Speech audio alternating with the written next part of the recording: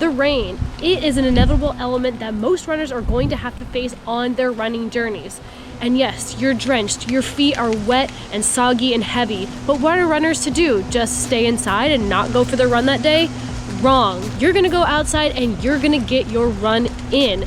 But there are ways that you can make running in the rain a little bit more pleasurable. But I'm gonna go inside so that I don't get drenched while I'm talking to you about this. So let's head inside, and Coach Morgan here will teach you all about how to run in the rain. Okay, so one of the first things that you need to think about is your jacket, your outerwear, the thing that's going to keep you the most dry on your run. Now, there are a lot of different companies claiming that they make rain jackets, but there are some things that you really need to look for if you're looking for a completely waterproof jacket. And as my assistant over here is demonstrating that yes, there are some jackets that are completely 100% waterproof, no water is going to get in, but there are jackets that if you see it, it says water repellent or water resistant. That means water can actually penetrate those jackets after a period of time. So maybe they're good for like a light rain, but if you are going out in a complete downpour and you want to stay as dry as possible, you need to look for a jacket that says waterproof. So if the tag on the jacket doesn't say if it's waterproof, water repellent, water resistant, one of those things, there are a couple things that you can actually look at on the jacket to tell if it's waterproof.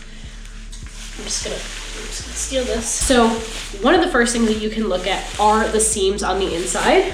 Kind of show you there. If they're reinforced like this here, you can see that shimmy.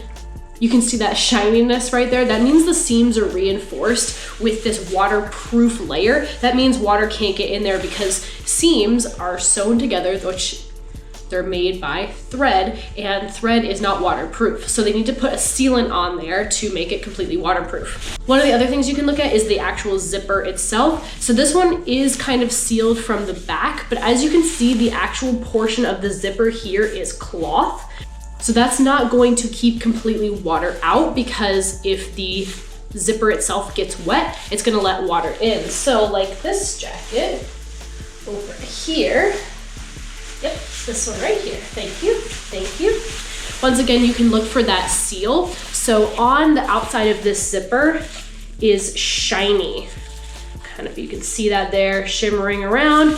That means when I zip up the jacket, it's going to create a seal, right? So you really can't see in between the jacket and zipper there. You also want to look at the actual zipper itself. So on this blue jacket here, you can actually see the zipper, right? That's a normal zipper with the normal like cloth material that it's made out of. So even though the inside seams are sealed, the zipper itself is not sealed. It's the same way, the pockets are a little bit better where it actually hides the zipper, but right down the front is not gonna be waterproof because this material, not waterproof. So if I was wearing this in a complete downpour, I would definitely start to get wet right down the center where the zipper is. So a jacket like this one over here, it's a little harder to see because it's black, but you can look for like the shininess on the zipper.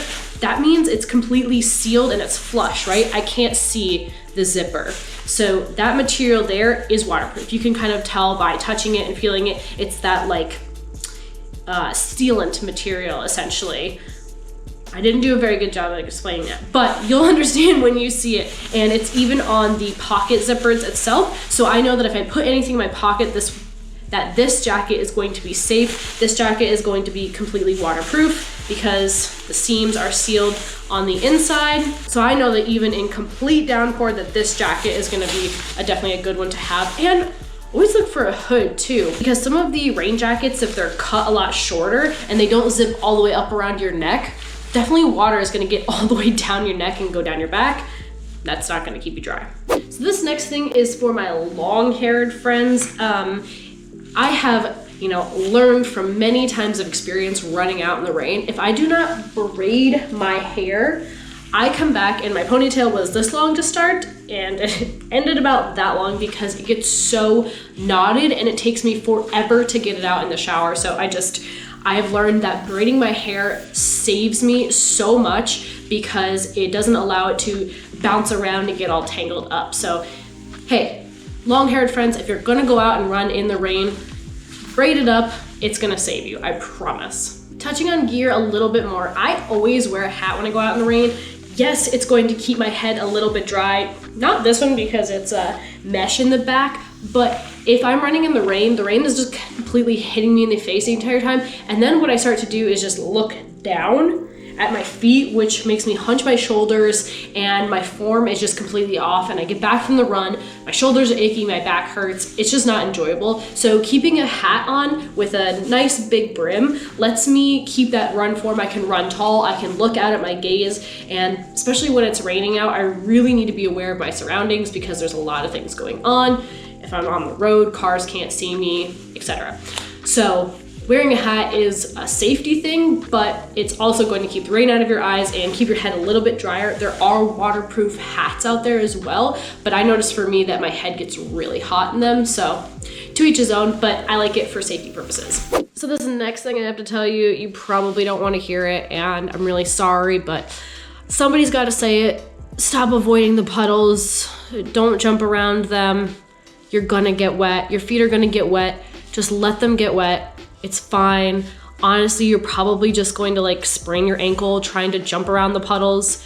Get outside, splash in a puddle. The first time you step in there, it's gonna kind of suck, but after that, your feet aren't gonna get more wet, right? There's just only a certain level of wetness that they can be. So just let it happen, and the rest of your run, you just won't have to worry about it.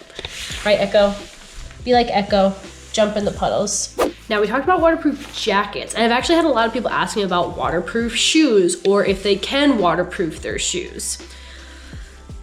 I'm conflicted on this because yes, there is a waterproofer out there that you can use specifically for your shoes. That's definitely a thing. You can use it. Your feet are gonna stay dry for the most part when you're out there. It kind of just depends. I like to wear longer socks, so when those get wet, they just kind of like travel down to my feet anyways, depending on how heavy the rain is.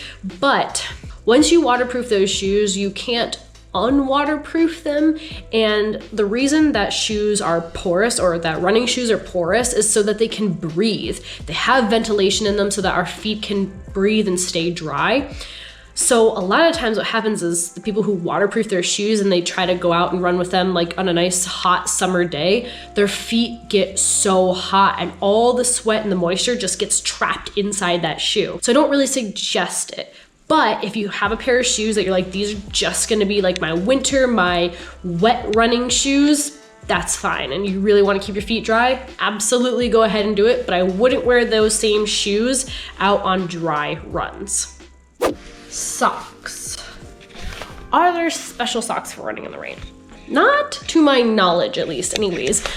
For me, when I'm picking out the specific socks I wanna wear for running in the rain, I just make sure that they are a tight fitting sock, because as we talked about, your feet are going to get wet probably unless you're completely waterproofing them. Even then, your socks are probably gonna get a little wet. And if it's kind of a loose fitting sock or a thicker sock, that sock's gonna kind of get sloshy and start to move around, and the movement inside the shoes is what causes blisters. So I always look for a compression sock or just something that I know is a bit snugger fitting that's not gonna slip around, especially when it gets wet. So have fun with running in the rain, enjoy it. You know, it's one of those elements that just, depending on where you live, really can't be avoided. And if you're training for a race, you know, you might have rain on your race day. Not every day is going to be. What toy do you have? Not every day is going to be the perfect day or the perfect weather, but if you go out and train in the rain, if you go out and train in the rain, you know, you're gonna know what to expect in case you do have rain on race day. So, you know, don't avoid it. Use it as an additional training tool and something that's going to make you a lot stronger in the long run. Now, for me here in New England, we're almost getting out of rain territory and into the snow category of running. So if you want some tips, I actually did a whole video last year on how to best run in the snow and lots of tips and tricks on that. So go ahead and check that out, because winter is coming. Winter's coming. Oh, Morgan, where do you get your ideas for your videos? Well, we're about to go for a run, and it's absolutely pouring. So that's how I got the idea.